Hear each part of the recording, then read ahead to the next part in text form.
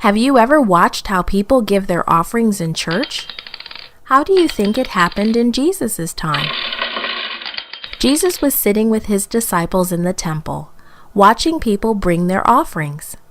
In those days, people took their offerings to the temple court and dropped them into collection boxes. There were many rich people in Jerusalem. They lived in nice houses and wore fancy clothes. They also had plenty to eat. After they paid for their nice houses and fancy clothes and good food, they would take some of the money they had left to the temple for an offering.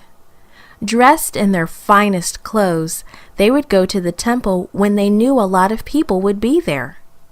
After looking around to make sure people were watching them, they would pour their money into the collection boxes. They liked it when their money made a lot of noise.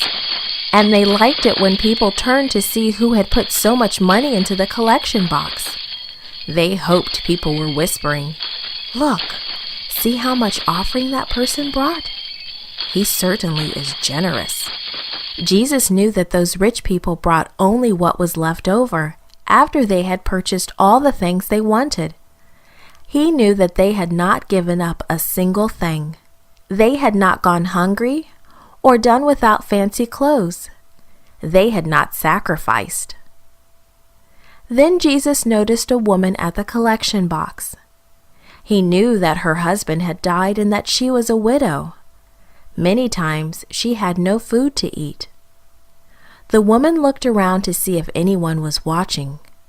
She was very embarrassed because she could only bring a very tiny offering. When she thought no one would see her, she slipped 2 tiny coins into the collection box and hurried away.